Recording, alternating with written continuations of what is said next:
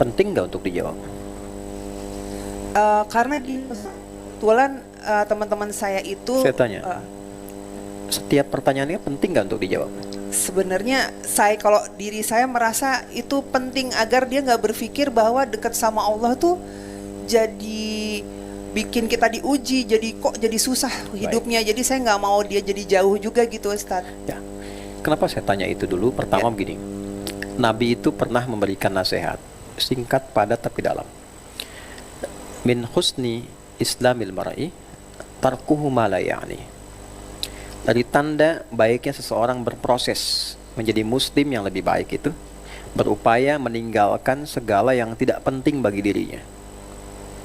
Perhatikan kalimat Nabi, bukan bagi orang lain, tapi bagi dirinya. Nanti orang lain itu tahap kedua, klaster keduanya. Penting bagi orang, tapi membuat kita jadi beban, artinya kan tidak baik untuk kita. Jadi Nabi mengajarkan, coba diklasifikasikan dulu segala hal yang terkait dengan hidup kita, menjadi penting gak untuk kita. Kalau tidak penting bagi kita, tidak membawa kebaikan untuk kita, tidak harus kita posisikan jadi prioritas yang harus selalu kita respon. Lalu dicontohkanlah kemudian lewat kisahnya. Di dalam Al-Quran, penuangan itu indah dalam surat Luqman. Nah, surat ini lahir dari kebijaksanaan Luqman ketika mengalami satu pendidikan untuk anaknya, prosesnya. Luqman sedang jalan itu dikumpulkan di surah ke-31 dari ayat 12 sampai ayat 19. Gambaran konkret dari ini, formulasinya begini. Ini kisahnya viral. Luqman itu sedang jalan sama anaknya. Lalu ingin nguji opini publik. Kan? Komen orang. Jalan pakai keledai. Keledainya dituntun. Komentar orang, opini publik yang pertama, ini kurang sehat ya ayah dan anak. Punya keledai gak dinaikin.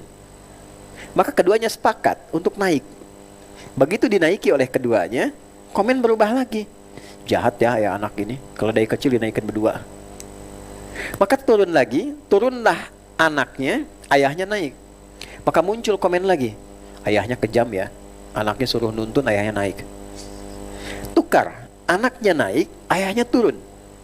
Muncul komen selanjutnya, ini anak durhaka ya, ayah suruh nuntun, anaknya naik. Maka keduanya memutuskan kita rehat sejenak. Duduk di bawah naungan pohon, lalu lihat kalimat indahnya ini. Nah, kata Luqman, kalau engkau sudah punya program yang matang dan baik, jangan banyak terpengaruh oleh opini publik pada dirimu yang membuat engkau menjadi lemah dan ragu. Karena sebagaimanapun engkau melangkah, opini itu tetap akan ada. Dan sebelum kita lulus pada ujian itu, opini itu akan terus berkembang. Jadi kuncinya ada pada kita sendiri. Kalau kita terlalu memfasilitasi, mengakomodir semua opini yang ada, itu akan merubah pendirian kehidupan kita. Pada akhirnya nggak akan pernah stabil. Muncul ini, muncul itu. Sebelum lulus, di situ akan terus ada. Maka luluskan dulu pada standar yang pertama. Jika menurut kita hal itu tidak membuat diri kita menjadi lebih baik dan tidak penting untuk stabilitas kita, sepanjang sudah bagus, tidak harus kemudian kita merespon hal-hal demikian. Satu dulu itu, jangan dibuat mempengaruhi diri kita.